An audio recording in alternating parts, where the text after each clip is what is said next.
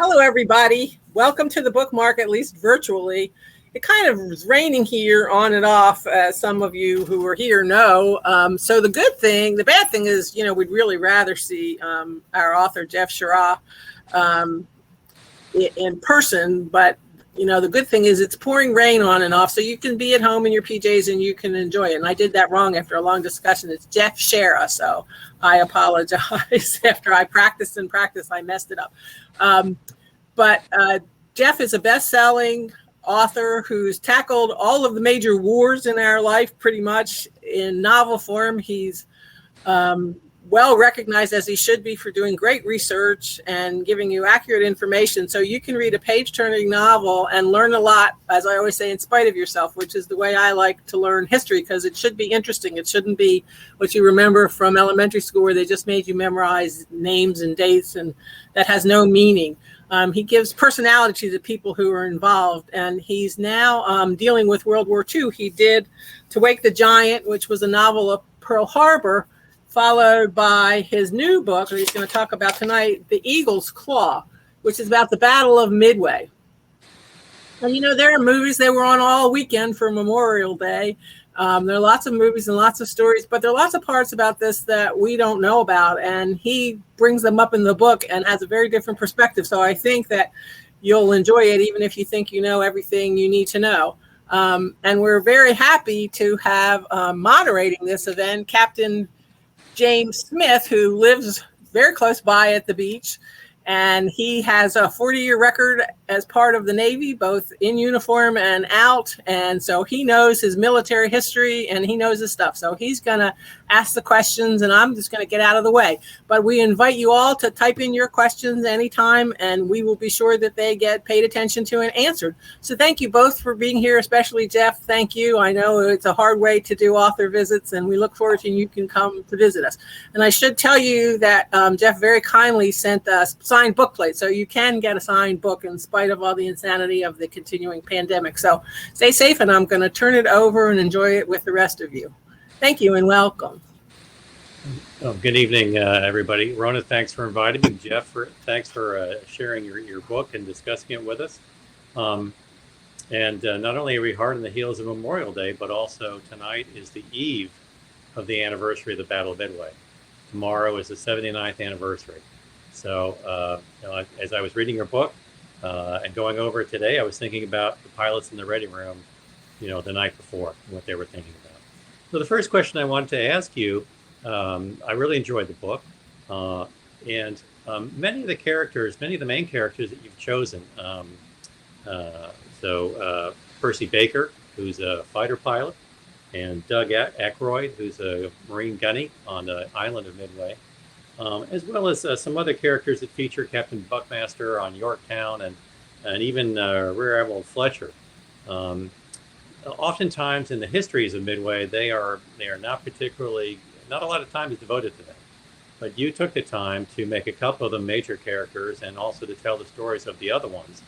And I wondered if you, as you were deciding who to talk about, if you felt if you were kind of writing a balance or giving these guys their due, or what led you to choose these individuals as some of the main characters? Well, part of the way I do the research is to get into the heads of a variety of characters to tell the story from many different points of view. To tell the story just, for example, from the top down, talking just from the admirals or even Captain Buckmaster, that doesn't give anywhere near the whole story. That's also why there are Japanese characters. I mean, you've got 3 different Japanese admirals. I sound like I'm contradicting myself, but they're 3 very different men who do very different things, and in many ways are responsible for the change of history that takes place at Midway. But through the research, and I've said this often, and I don't want to sound mystical about it, but I feel like the characters find me. I mean, people will emerge in the research, and it's somebody maybe I never heard of, or a composite character will take shape. Percy Baker is that character, where you've got pilots, where you read about certain numbers of different pilots, different personalities, they do different things. And yet, by creating a single character, I can tell you a lot more of the story than if I was just following one guy through every day of his life. Because a lot of guys, they don't do very many interesting things every day of their life. So that's a part of it too, is finding that character. And then the important part, and I think from your point of view this makes sense, is if you're going to deal with a major historical figure, Admiral Nimitz, if you're going to deal with someone like this, you better get it right, because people care. And you can't just play fast and loose. You can't do sometimes what Hollywood does, which is sort of just make the character fit the story you're trying to tell. You need to tell the story of the character. And so that kind of research is essential. So it all comes together. And in many ways, and I've said this before, the story writes itself. I mean, my job, what I am, is the conduit. The story's out there. I mean, it exists. These people exist. It's my job to take them and put them into a single story and tell that to you, or to take you with me back to see what they're doing. That's all what I get from the research. Well, as you point out, I mean, doing that, so the beauty of this book and your other historical novels is that for me, and I think many other readers, it puts us there, because you can read the history and sometimes it's dry or it can be interesting, but having you put the thoughts and the words to individual characters really gives an immediacy, which is enjoyable. So you mentioned the Japanese characters as well. And I wanted to ask you, as you were doing the research and getting into the mindset of the characters, how difficult was it, and how did you get into the mindset of Japanese military officers in 1940? Because it's such a different culture, especially then, from ours. So harder to me. I think it'd be a lot harder to come up to what are they thinking and feeling and saying. There are two primary sources that were invaluable. One is a book it's a biography, but it's almost of the time, of Admiral Yamamoto, the Reluctant Admiral. And it's a marvelous book, and it takes you with him everywhere, every step along the way, personal things as well as military things. You really get to know this guy. The other source is a diary. It's Ugaki, it's his chief of staff, writes a diary every day. He makes an entry into this diary. We have it. I mean, it's an enormous, thick thing, but I mean, he was there. And so by reading that, you not only do you get insight into Yamamoto, you get insight into everything that's going on, plus feelings and opinions and insights into the other characters who are part of this story, Admiral Yamaguchi, Admiral Magumo, who are, again, very different people, and they have very different roles. And, you know, the wonderful thing about Ugaki's diary is you get a very clear image of who these characters are. And these books, you know, fortunately for me and fortunately for anyone who wants to read them, they've been translated into English. I mean, they're out there. And, you know, that there's no substitute for that kind of firsthand experience. That's really interesting. And it's amazing how some of those things survive and reach publication, like a diary like that. I could see that easily being deep sixed and never seeing the light of day, but we're fortunate to have it. How did you the book opens before the Battle of Midway with the Doolittle raid, so you might, I want to say a little bit about that for anybody who doesn't know. But how did you decide to open with that as opposed to saying other contemporary events like the Battle of Coral Sea, the outcome of which also influenced who was able to be at Midway and things like that? What led you to start off that way? Well, I think in some ways the campaign that results in the one-day fight at Midway starts with Doolittle's raid. You mentioned the Coral Sea, and we can talk about that. The Coral Sea is a mastery of frustration on both sides. You have these two fleets doing this all over the Coral Sea. They never run into each other, and the Japanese and the Americans, and yet we end up losing the carrier Lexington, which is a catastrophic loss. The Japanese also lose a light carrier, not quite as much of a loss. And so it's a draw, more or less, but some people say we won, other people say the Japanese won. But Coral Sea, there's no definitive outcome there that changes anything. However, Doolittle's raid, you've got 16 B-25 Mitchell bombers who are transported across the ocean on the aircraft carrier Hornet. They take off, and it's a one-way trip. the bombers are not made to land on aircraft carriers, and the aircraft carriers are not big enough to carry bombers. But they've trained, they can take off on a short runway. Jimmy Doolittle is one of the most heroic, if not celebrated, flyers in the United States. They compare him to Amelia Earhart, Lindbergh. I mean, all these famous people. Doolittle's right up there with them. Well, he leads this, and he trains these guys in short takeoffs and so forth. Well, they take off in horrible weather. They have a 600-mile trip to Japan. The whole point of the trip is to get to Japan, drop bombs, and there are no great military targets here. This is not some well thought out military assault. It's symbolic. Drop the bombs anywhere you can. Don't hit schools and hospitals. Don't bomb the emperor's palace. That's off limits. But drop your bombs and then keep going to China. China is ostensibly our ally, most of China. And the idea is they'll find Chinese landing strips and the Chinese will be waiting for them. Doesn't really work out that way. But the Chinese commanders who are in charge of putting out the signals to homing beacons so that Doolittle's planes can find their mark, they forget to turn them on. That's not helpful. But the mission, in terms of what it was set out to accomplish, accomplishes it. I mean, they dropped the bombs. Well, the Japanese, who have had an arrogant assumption about their total invulnerability up to this point in the war, suddenly American bombs are falling on Japan. And this has a huge impact on the government, on the higher ups. The people are lied to. The people are told, nah, there were a bunch of enemy planes flew over. We shot them all down. It's not a big deal. Well, none of the planes were shot down. But the Japanese people are sort of used to being lied to by their government. Well, the military, the Admiral Yamamoto, realizes this is a catastrophe for Japan. Not because military targets were destroyed, but because now we know the Americans can reach out with that claw, and this is the title of the book, reach out with that claw and touch us. Up until now, we didn't believe they could do it. And not only can they do it now, they're going to be back. They've proven that by whatever means they can send bombers over Japan, that's going to happen again. So we need to do something about that. And the thing we need to do, speaking from the Japanese point of view, eliminate the American aircraft carriers. If we can eliminate the carriers, obviously they can't carry any airplanes. That is the genesis of the whole plan around the battle, what becomes the Battle of Midway. Right.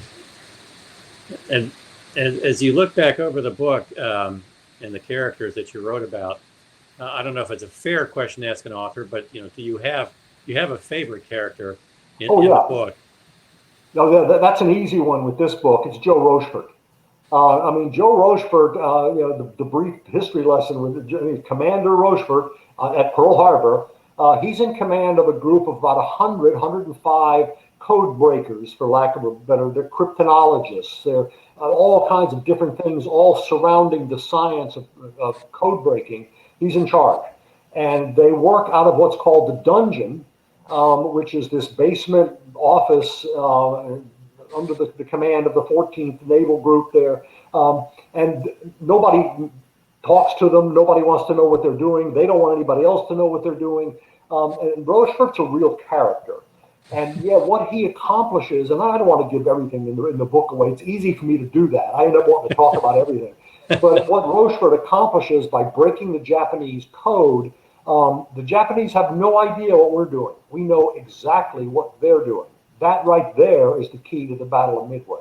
And it all falls on the shoulders of one man.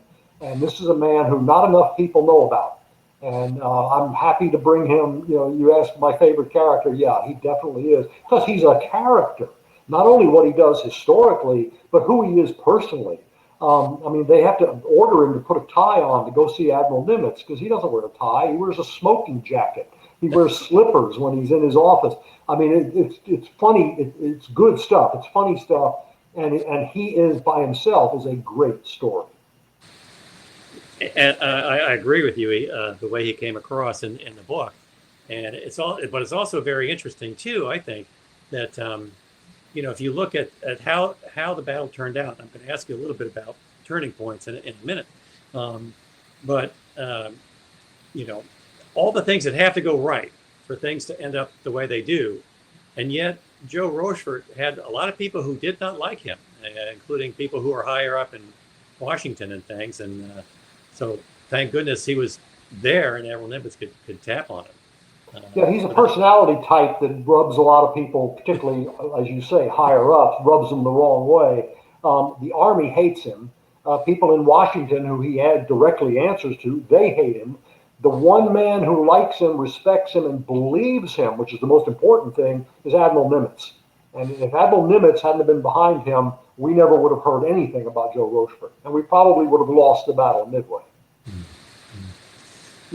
So, and thinking about the book and going through the book, is there a key turning point in your mind, or are there two or three that you think, if it hadn't gone that way? I mean, we just mentioned the one, Joe Rochefort. Are there other things that to you are like, boy, if that hadn't happened that way, or if that guy hadn't have done that? Well, this is where you get to the Japanese admirals. Admiral Nagumo, who is in command of the force of ships that's assigned the task of finding the American carriers and sinking them. Well, there are 4 Japanese aircraft carriers in this task force. Admiral Nagumo is in command of the whole task force. He makes a desperately bad decision when he has sent planes out to bomb the island of Midway. And interestingly, Midway itself, the atoll, which looks like sort of like a diamond ring. There's 2 little islands, and then there's this ring of coral, and that's all there is to it. There's not much there. But Midway itself only has a very small role in the battle. It's bombed by the Japanese first thing in the morning on June 4th, and that's it. They never come back. Of course, on Midway, they don't know that they're never coming back, so they're ready for the second round.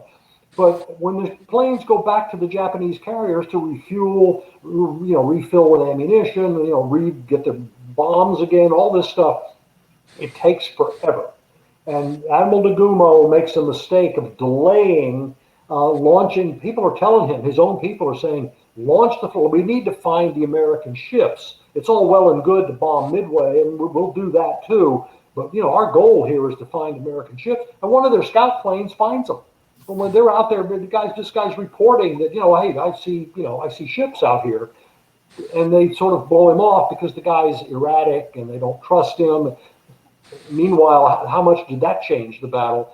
But because Nagumo delays, the planes can't take off.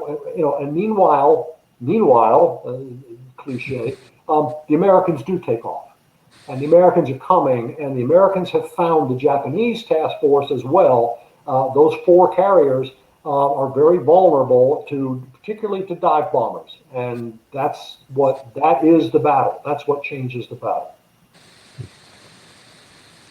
You mentioned earlier how you felt the characters find you as you write, and I wonder, you have to limit it, or otherwise you could write a 1,000-page tome. But was there one other character? If you had written about one more character, who would it have been? Was there one other character? I have to comment on what you said. My publisher said to me once, we're not buying your manuscripts by the pound. You don't need to come in with something this big. So it's okay. I took it to heart. It would have been so easy to include too many characters. I mean, there are 8 different characters in this book. Not all of them are all the way through the book, so it doesn't get ridiculously confusing. But I mean, there are others. You've got some of the Japanese characters, some of the pilots. Tomonanga, who's the guy who drops the torpedo that ends up sinking the Yorktown or damaging the Yorktown. The captain of the submarine, who does sink the Yorktown, who gets through the American destroyer screen and fires his 2 torpedoes and sends the Yorktown to the bottom. That's a monumental loss for the Americans. That's 1/3 of their carrier force. So I mean, there are characters like that, and then of course, I mean, you mentioned before Doug Aykroyd, who's the gunny sergeant on Midway itself. There were people there. I mean, the commanding officer, Captain Simard. You had the Marine commander there, Shannon, Lieutenant Colonel Shannon. I mean, these are great characters, and they're a lot of fun to write.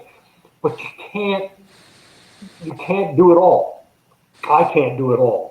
I mean, you can read some of these history books, like probably on the shelf behind you there. and these 1,000-page things, and you can find all of it in there.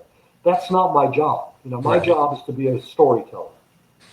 And one of the interesting stories that we haven't mentioned tonight, which you almost want to say it sounds more like fiction than history, but it is true, is the director John Ford being on Midway and filming the attack. I mean, that's just kind of mind-blowing, and he goes on to win an Oscar for it, I think.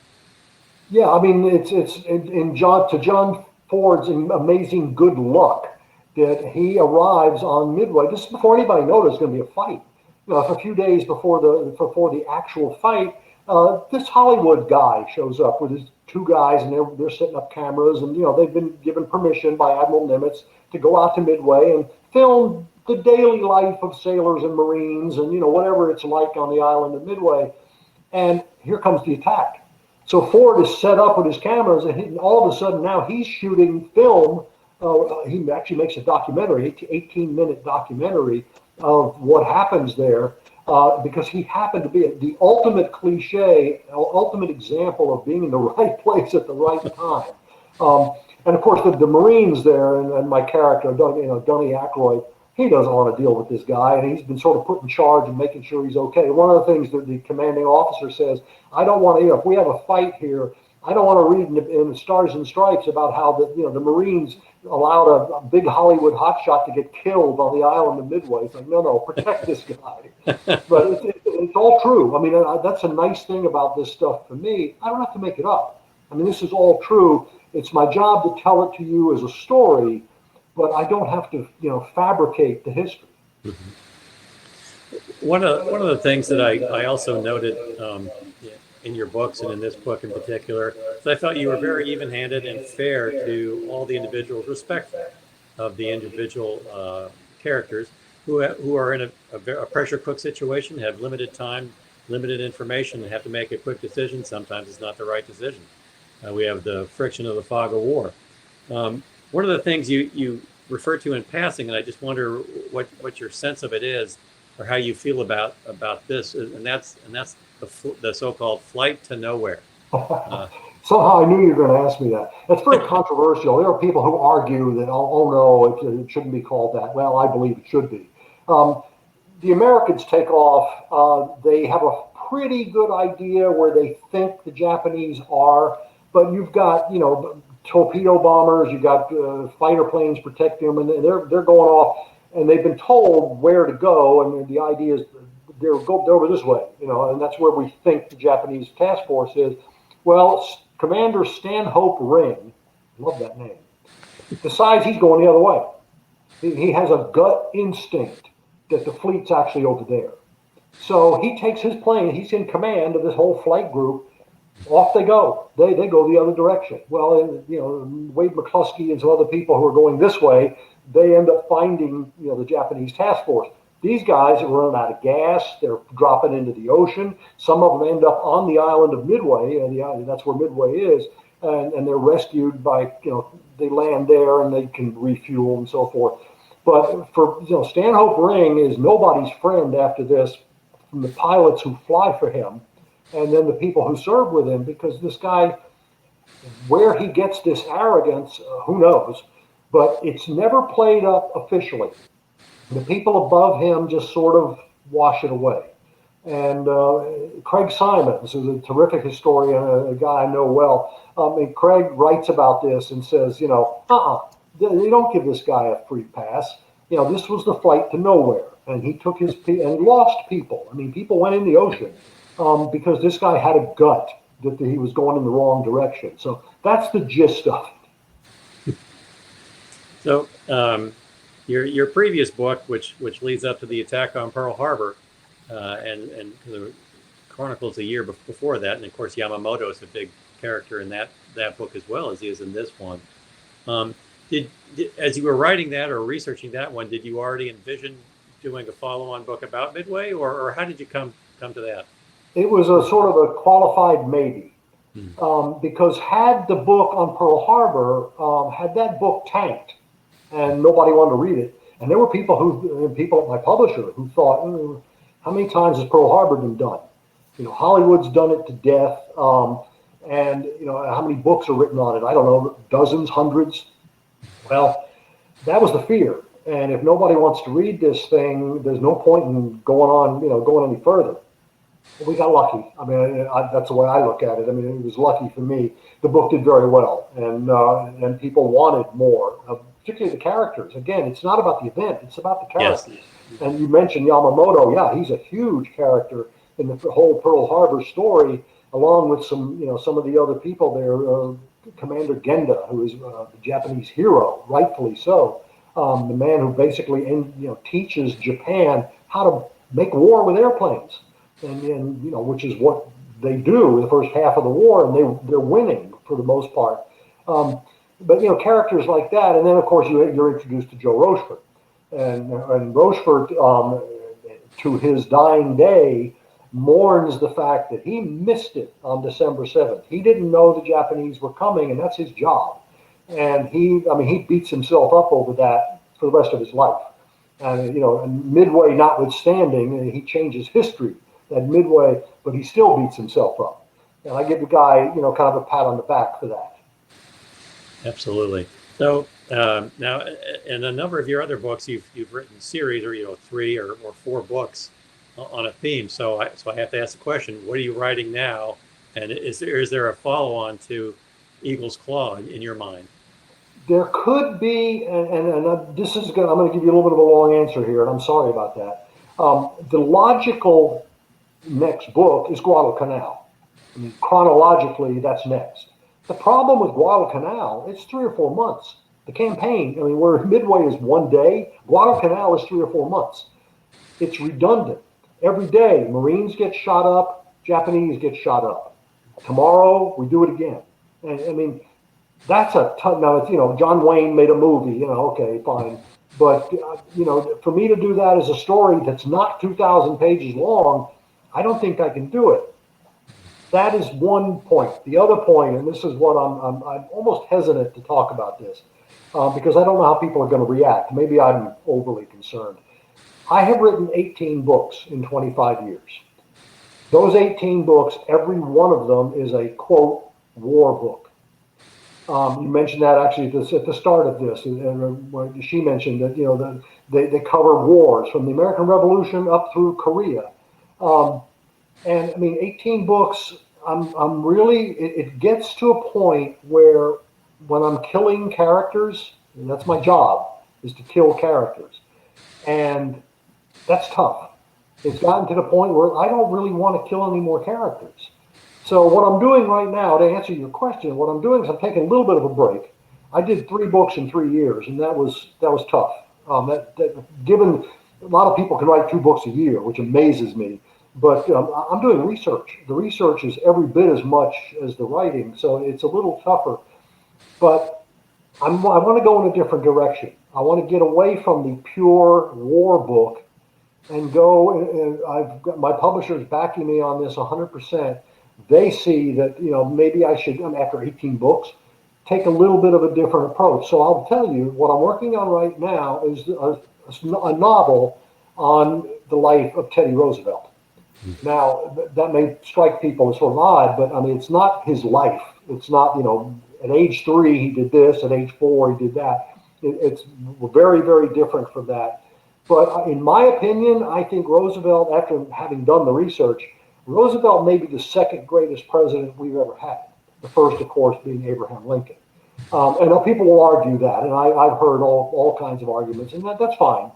But as a character, as a human being, as an accomplished naturalist, and as a ranch man out in the Dakotas, and all the things this guy does, exploring the Amazon, engineering helping approve the Panama Canal.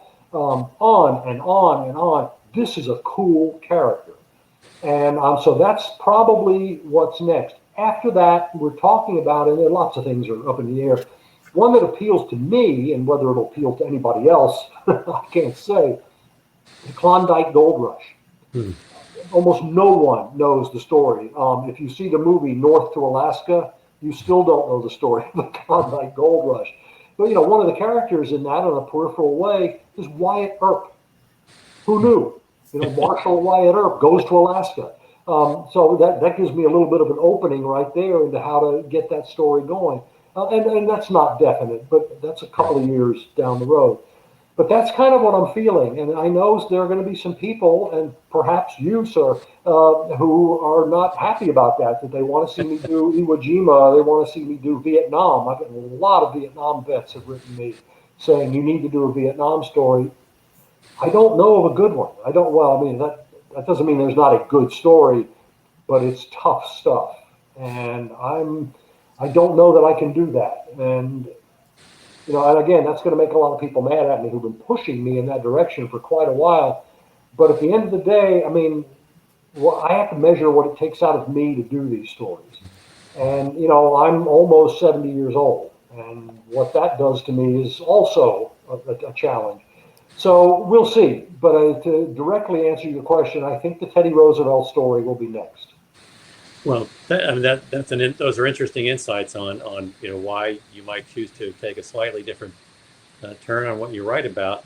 As you were talking about both those books, I was thinking, okay, I mean, they're sort of, in a sense, it's it's an adventure kind of a book, or kind of going into the unknown kind of a thing, or characters who push the limits in their lives, and that's can be pretty exciting stuff. So I certainly look forward to reading anything along those lines. If you do default to so I wasn't going to say anything once you mentioned, but I was going to ask you about writing Midway and Pearl Harbor too. I guess is many of your books are set with land campaigns. These are some naval campaigns or sea campaigns, and I wonder, was it different for you to write about that? I mean, was it how did you If you think about it, and you would know this more than anyone, and certainly more than me, a ship is a very finite thing. I mean, you walk aboard a ship and there's, whether you can find the gadunk stand, whether you can find the bridge, whether the radio rooms, I mean, it's all there. And it's all very enclosed in a very specific environment. That's very different than the land, than a land command or a land campaign. So what I have to do as part of the research, it's a one thing to read a bunch of books, and I do that. I read 30 or 40 books for every book that I write, and I've got them on a shelf right over here. But what's very different than that is going to the place. And when I do land campaigns, I mean, particularly a battlefield, I try to go to every battlefield I've been. I've been to almost, I think, every one of them except North Korea, the Chosin Reservoir. I couldn't get into North Korea. I didn't want to get in. My wife said, "You're not going to North Korea." But a ship, in order to understand a ship, you have to be on a ship. You have to go there. And I spent time on quite a few interesting, I mean, a lot of tourists do. One of the things I did was just go to the Mighty Mo in Pearl Harbor, the Missouri. That's an important ship. But that's not what I was doing there. I wasn't, reading the plaques. I was going down as far as they would let me go to see what things looked like and what smelled like and what the decks were like and the bulkheads and the hatches and all of this. Because if I start messing around with those descriptions, I'm in trouble. And someone like you is very definitely going to take me to task if I get it wrong. And I make mistakes. And I freely admit I make mistakes. In every book, something slips by, but we fix it. I mean, when somebody makes a point that you got this wrong, and I check it out and they're right and I'm wrong, when the paperback comes out, it's fixed. Because I'm not sloppy. I make mistakes, but that's not the same thing as sloppiness. And I really work to get those things right. So when it comes to the Navy, get on the ships. You have to do that. And so along those lines, then I'll throw out to you the ones I was thinking about for you to write about, should you go back, would be War of 1812, which would be a lot of maritime, and perhaps also the Spanish-American War, which is pretty succinct and short in one sense, so it wouldn't be a... Well, I promise you the Teddy Roosevelt story will include something of the Spanish-American War. And also keeping with the maritime genres, I'm thinking about Alaska, the Klondike, and Teddy Roosevelt. You've got, whether it's a novelistic version of Shackleton's, or Antarctic expeditions, or the guys who's tried to sail the Northwest Passage and didn't make it. Those would be, anyway. So, No, Rona, I see you're back on. We may be getting towards the end. No, I just want to join the conversation. It's so fascinating. But I want to invite other people to put in their questions, because this is the time to ask them. You know, it's hard to. You've done such an amazing job with all the details. I thought that I would go a little in a different direction, since I'm not the history buff and certainly not a Navy aficionado. I was going to ask you some of the writing kinds of questions. You know, you talk about having the diaries of people, and people always talk about letters. I wonder about the future when we don't have letters and we don't have diaries and we have emails. What will our history be based on? How will we get to know these personalities bigger than just the events and newspaper clippings? I was a part of a program for the National Endowment for the Arts about 10, 15 years ago, where we went around to military bases all over the world, a number of authors. The idea was to lead writing workshops for soldiers, sailors, Marines, airmen, to just talk to them and convince them to write something, write it down, write an experience. It doesn't have to be blood and guts. We're not looking for that. But we want to know, what's it like for your mother back home? You know, what's it like for your wife? And the book came out. It was this enormous book called Operation Homecoming, because for exactly what you said, nobody writes, everybody emails. And so to have something on paper was enormously important, and it worked for that one example, for that particular group of people. The book is out there. I mean, you can search for it, and it's called Operation Homecoming, and it's remarkable. That was a remarkable experience for me, and it like I say, it put some things on paper that otherwise would have been lost. Yeah, it is an interesting dilemma for the future, and letters are so much more contemplative than an email, which people tend not to ponder very much. Even if we're not a great writer like you, we still should, we have stories. Everyone has a story, and their stories should be told. The other fascinating thing that I thought James brought up in talking to you about the Japanese and the American characters, and you talking about Yamamoto, is how you empathize with both sides in a battle and understood the hard decisions that were being made on both sides, not just, being all for, the victory of our side. I admire that. And how did you accomplish that? Well, it's, one of the things I'm very careful about is trying to walk down the fence line. Yes, the Japanese make some bonehead mistakes. So did the Americans. We talked about the flight to nowhere. I mean, so do the Americans. And if you just talk about the good guys, and I go back, I've said this many times, this is not John Wayne and the guys in the black hats. It can't be that. It can't be a one-sided story, at least not for me. The research, that's why the research has to be both ways. When I did the Korea book, I mean, it's the Marines and then it's the Chinese on the other side. I mean, you have to have both. I have to have both sides. And sometimes that makes the research challenging, but it's worth it. I think it makes a better story. Well, both sides have families, and both sides have, people that are being affected. And no matter who you are or which side you're on, war is hell for everybody. I mean, I think those are the stories, but they can't be told immediately after, as James would probably attest. It's taken a long time, particularly with Vietnam, for instance, when you say that would be a hard story to tell. It's taken a long time for books to come out about Vietnam, for novels to come out, and North Vietnamese writers writing about what it was like from their perspective as well. You need some time and space and distance to accomplish that, I think. Definitely. So I think you've earned the right to write about something other than war and mayhem and killing people. You're allowed to have people die of natural causes and live a full and happy life. I invite anyone else, if they have any questions. We have a wonderful comment from someone who says, I love that I make mistakes, but I'm not sloppy. So we all can relate to that. You do the best you can. And always, you have to sometimes think, though, that that's a gift to your readers. People love finding a mistake in a book. So. Oh, yeah. I mean, and I understand there's an element of fun to that. Yeah. And when I hear from it's funny, though, I'll hear from somebody, and every now and then you get the guy who's got a chip on his shoulder. Let me tell you, buddy. I mean, that kind of thing. And he chews me out for my mistake. Okay, fine. And I always disarm those people because I respond. They'll write my website. They'll send me an email, and I write them right back. And I say, well, I appreciate your input, sir. And I let them know it's me. And it's really funny because then all that ferocity just sort of, then they come, oh, I didn't know you were going to answer, you know. So as long as they're anonymous or they're attacking somebody anonymous, they don't, you know, they get very brave. As soon as I respond to them, they back down. It's kind of fun. But then most of the people are very apologetic. They're sorry that, I'm really sorry to say this, but you say on this page so forth, and that's not right. I mean, I appreciate that as well, because these people, they respect what I do, which, you know, there's no substitute for that.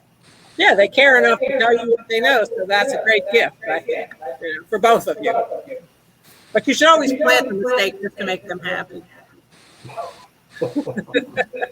Well, and another point that I think is in your favor for big, absolutely, after 18 books, you know, your chance to write about things other than war is going to your dad's books. As you know, as I was looking over his, I remembered he wrote For the Love of the Game, which is a sports book, which I loved, about baseball. I mean, I love Killer Angels, but For the Love of the Game is completely different, you know, so. Yeah, I mean, Killer Angels was, for people who don't know, the Killer Angels won a Pulitzer Prize. It's a story of the Battle of Gettysburg. It's the basis for the movie Gettysburg. And he passed away before the book was a hit. It became a #1 bestseller 5 years after his death. But he had, I mean, that's his monument. I mean, clearly that's what he's the most known for by far. And yet you mentioned For Love of the Game, and the movie with Kevin Costner and Kelly Preston.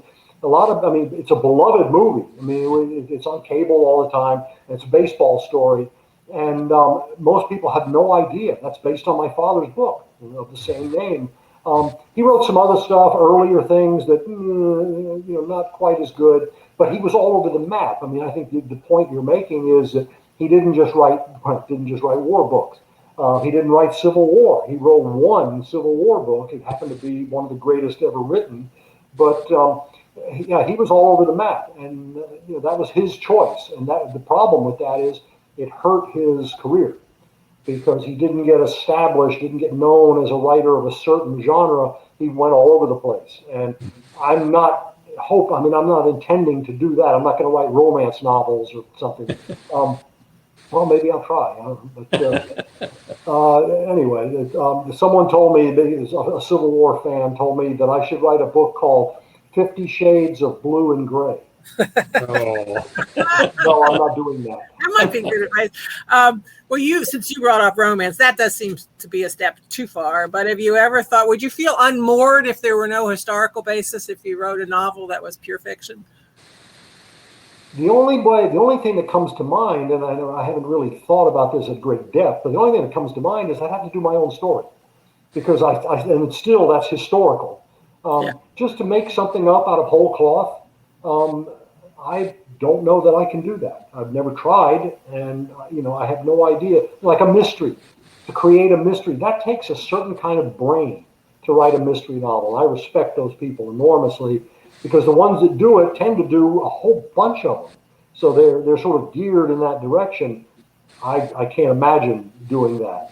But my own story, growing up in Tallahassee as a Yankee and growing up in the Deep South, I witnessed some pretty unsavory things and experienced some very uncomfortable experiences. And whether or not anybody would care, or would want to read, first of all, excuse me for saying this, but whether anybody would want to read a little white boy's perspective on what was happening to the African Americans around him is probably not a good idea.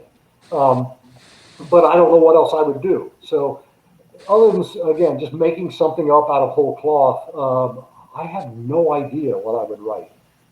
So just one more thing, what do you read for fun? Do you have any time when you're reading so many history books to write your own books? Who or what do you read just when you can choose what you want to read? I'm asked this a lot, and the answer is not what people usually want to hear. I don't read for fun, because I said before, I'll read 30 to 40 books for every book that I write. Reading is the work part of what I do. I mean, I'm making notes. I don't have one here, but I have notebooks of notes for every book I've written. Maybe one day, there'll be an archive somewhere where people can look at these things. But It's labor for me, and because I'm reading the wrong stuff. You don't take this stuff to the beach. You know, I mean, the stuff I'm reading is all pretty serious, and there's 1,000-page tomes, and the stuff on Teddy Roosevelt that I've just read. I read Edmund Morris's trilogy, which is roughly 2,500 pages. Yes. I read it all, and I mean, it's work. Yeah. No discredit to Edmund Morris, but it's labor to work with that and make notes. So when I'm finished reading, I'm finished reading until the next book. I mean, I don't even go to one thing I don't do, and this also surprises people. I don't read novels because I am scared to death of having someone accuse me of plagiarism. If I read your novel and a single line of your dialogue sticks in my head and then later on comes out in my own work by accident, that's the pure definition of plagiarism. And any accusation of that, and that's, you talk about, you know, people like to catch mistakes, people really like to catch plagiarists. And I know some people, very well-known names that you would know that I'm not going to mention, that, you know, went through the horror of being accused of plagiarism. And so I'm terrified of that. It could cost me my career. So I don't read novels. I certainly don't read historical novels, and I won't go to movies. I won't go to historically based movies. You know, like Band of Brothers, the Clint Eastwood Iwo Jima set. I mean, there's a zillion of them. I probably haven't seen a historical movie since I watched The Bridge Over the River Kwai about 5 years ago. That one I'm safe with. But I mean, I'm really, I mean, maybe I'm overboard and I sound paranoid about this, but I really take that seriously. No, I thank you for taking that seriously. Actually, somebody just had a question. As a vet that served during Nam, I would rather that you would write about a war we wanted to win. I'm not sure what that. I understand the question very well, and I think the captain does too. That's one of the reasons, actually, you may have hit it right on the head. One of the reasons why writing a Vietnam story is for me to consider that, it's no fun.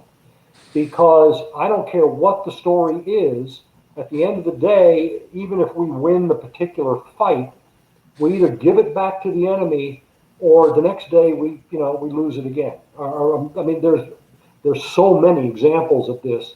I watched the Ken Burns show, the set on Vietnam, and there are flaws there, and Ken knows that. I mean, and I've heard from veterans that there were certain things that weren't very good. But what is good about that show is showing you the pure sense of futility that no matter what we do, we're not going to win. That no matter how many Vietnamese we kill or how many bombs are dropped on Hanoi or whatever we do, we're not going to win. And that sense of futility just sort of infects everything. And to tell that a story from that sort of perspective, I'm not, at least right now, I'm not going to try because I don't think I could do it justice. Well, I respect your knowledge and your honesty and integrity in picking the stories that you do tell, and that you do such a wonderful job in all the research, and that for those of us who may not be so up on our history as both you and James, it's a great gift. And for those who are up on our history, it's a great gift because they get to have a new perspective and put all the pieces together in a different way, which, as you say, your publisher might say, what else is there left to say? But in fact, there's a lot for you left to say, and we appreciate it. I thank both of you for a fascinating evening. I feel like the happy fly on the wall that got to hear this wonderful conversation. And I know I'll see you, James, because I hope I'll see you in the store. But Jeff, I hope that next time, whatever your book is about, that you can come to the bookmark in person and we get to vet you appropriately and honor you in the way that you deserve. But in the meantime, thank you for this wonderful book and for everything that you do for all of us. And you just stay safe and keep writing. Thank you. Y'all have a good night, and thank you so much. Bye.